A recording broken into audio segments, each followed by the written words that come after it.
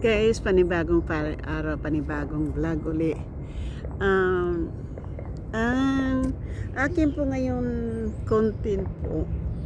Baka magtataka po kayo bakit ako hindi po nagla-live. Hindi na po nyo ako ngayon makikita po mag-live sa araw ng gabi. Magla-live po ako sa araw dahil pupunta po ako sa Hillsdale Mall. Doon, yung Hillsdale Mall ngayon po, doon ko po, yan po talaga, doon po ako magla-live. Yan po yung aking time na magla-live po ako doon sa sa mall, shopping center. Kasi dito po sa bago kong tinirahan as a homeless woman po na mayroon tayong tinitirahan at bawal po yung camera. Pagdating may pwede kang humawak ng camera kasi ang ano diyan ang wifi 24/7 ang wifi, pero bawal po mag-vlog dyan o mag-picture. Sinabi sa akin na you can take a pictures but away from the shelter. So di ko po babanggitin kung saan lugar ako ngayon. Basta ang alam ko lang po na mayroon po akong tinutulugan, mayroon po akong inuuwian, na libre po yan. So libre na po tayo sa bus ngayon. Ang hindi na lang libre sa akin, yung Uber. Uber na lang po yung pagkain, may pagkain naman. Kailangan lang kung gusto mong kainin yung kanilang pagkain, kumusta. Pero sa akin po dahil sa mayroon po akong problema sa tiyan, hindi ko po mag-take advantage sa mga pagkain na hindi ko pa po nasanayang kumain. Baka ang bagsak natin ay hospital. So papaalam ko lang po sa inyo, ina-update ko lang po kayo na habang nandito ako ngayon, habang wala pa po akong sariling para matirahan, at habang nandito po ako ngayon, ang ko lang magla-live lang po ako ay araw lang po nandoon sa Hillsdale. So ngayon po hindi po tayo makapag-live ngayon kasi nagpapahinga po muna ako dahil inaano ko po yung pera ko para po sa pagtrabaho dahil lumiit na po yung ating budget po sa Uber. So ang gagawin kasi hindi lang po kung halimbawa $15 po yung Uber mo ay kailangan mo nang bigyan ng $5, di $15 din yan po sa isang gabi, sa isang araw. Maganda naman po kasi kung imbes na maglalakad ka na wala kang kasama, dangerous life mo. So maganda po dito, di ba? So maganda naman ang ano po. Kaya para sa akin po para sa akin ay masaya po ako sa naging ganito yung buhay ko kasi nandito na po ang mga tulong na inaano ko po. Babasahin ko lang po sa inyo kung bakit masaya po ako or ina-accept ko po na nagiging homeless po tayo dahil marami po itong resource na aking pong natatanggap sa ito po yung galing po ito sa aking social worker, okay? Galing po ito sa Kaiser ng social worker ng Kaiser. So, maganda po ito. Maganda po yung para malaman po ninyo, kahit ako naging ganito, marami po akong resource na pwedeng tumulong sa akin. So, ito po, therapy support sa aking social worker. So, yan po. Kailangan ko lang tawagan yan bukas sa Lunes. Mayroon tayong therapy support for ating depression po. Na-depress ako gawa ng sa matanda, okay? So, transportation through Kaiser, non-medical transportation as a medical assigned, the recipient who have assigned for their KIPI are eligible to receive curb-to-curb non-medical transportation and may call 1-800 number. So ito na po, inaano ko lang to tapos non-emergency medical transportation, so asahin po yan. So ito na po yung transportation ko na from here sa kung saan ako ngayon nakatira to work. Ito ngayon ang pag-aralan natin po sa Lunes. Pupunta ako sa mall at doon ako magtatawag nito. So,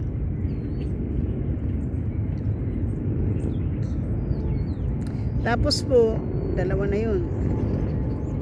Ito namang isa, member team, okay? So, ito namang isa guys, kasi 7 na ano yan, 7 na email yan eh. So, transportation, food resource po. Mayroon na po tayong food resource. Nakakuha na po ako ng resource. Tapos, mayroon pa dito po, low income housing continue. Gawa ng ano din. Itong low income housing sa ano pa yun. So, pero, inaano po sa low income for senior. And then, shelter information. And, yun na po. So, marami po akong resource ngayon. Naghihintay lang po ako ng araw ng Lunes para matawagan ko po lahat ang mga resources na yan para makakuha na naman po ako ng libreng transportation. Ang ano din po sa pangalawang ano ko sa ang trabaho ko po ay nag-transition na rin po sa aking schedule. Sinabi ng aking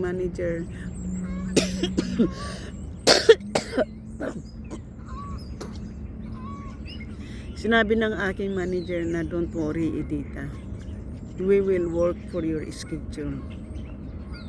Sabi ko no, right at the moment no 7 o'clock 10 o'clock, okay. So ngayon po yung schedule ko naman po sa not next week po, papasok pa rin po ako sa 7 o'clock sa next week. Tapos dahil maaga po ako dyan matatapos, magla-live na naman po tayo. So ngayon po sa weekdays mula Lunes, mula bukas ako po ay maglalakad na naman po tayo. Lalakad ako ng maaga para makalakad naman ako ng maaga para makapag-live din tayo ng maaga. At wala po tayong dadalhin na backpack. Ang dadalhin lang po natin dito. Kasi nandito po ito, may mas importante po dito. Ay, speaking of importante ha, hindi pa pala ako nakainom ng gamot. So, hindi pa po ako nakainom nito. Isabay ko na po sa aking dito tablo.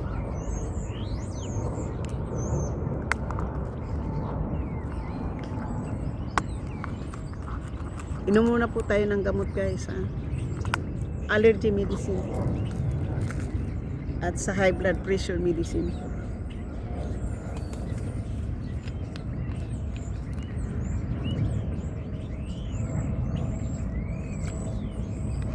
The story of my life as a homeless woman. As a homeless woman, the story of my life. Happy, stressful, depression, everything you can name it is on me right now. Depression, happy. Stress, happy. Homeless. More than happy. Kasi alam po you guys, itong opportunity na to, hindi ko po ito nagagawa doon sa bahay ng matanda guys. Tahimik po yung bunganga ko doon. Kahit na magla-live ako, hindi ko po mabuksan yung aking bibig. Pero sa ngayon guys, kayo ang witness ng aking buhay. Hindi man ako nakapag-live doon, wala man akong magagawa, wala man akong hindi naman ako pwedeng mag-vlog o ano-ano. So, andito lang po ako ngayon guys. Dito lang po at nakapag-vlog tayo ngayon sa araw na tong umagang tong Sabado ha. Hindi man ako ngayon makapag-live pero mayroon tayong upload. Diba? Mayroon tayong upload guys. Kasi kahit na maigsi lang po yan. Alam mo guys, para akong nabunutan ng tingi. Para akong nakawala sa halwa ng kung halwa man itong tawag ng ibon na hindi nakakawala. Parang akong series guys. Parang ako si Riz, yung aso na ah, nilalakad kong aso. Nandoon pa ako sa 28th Avenue, doon ako sa Matanda. Parang akong yung aso na yun. Kapag sa araw nakakulong. Pagka sa gabi nakalabas ng halwa, nakalabas ng cage. Nakakulong sa buong araw, nakalabas sa buong gabi. Kaya wild, kaya hindi tumatahimik ng katatahol, dahil alam ng aso, nagiging freedom siya. Alam ng aso na I'm free and I can do whatever I want. Ganito na ako po ngayon. Parang ako si Riz, para yung aso na sa loob ng isang taon nandun ako sa Matanda. Tahimik ako kahit na kinukut siya. Tahimik ako ng itinitsismis ng Matanda sa mga kaibigan niya. Tahimik yung bunganga ko kapag pinagbibintangan niya ako. Tahimik lahat ng panglalait ng Matanda sa akin. Tahimik po ako. Pero ngayon, lumabas ang katahimikan. Ito na po ang story ng buhay ko sa kamay ng Matanda. Mayroon bang kayong nalalaman na client na bibili ng pagkain kasama yung mga landlord mo? Wala. Mayroon ka bang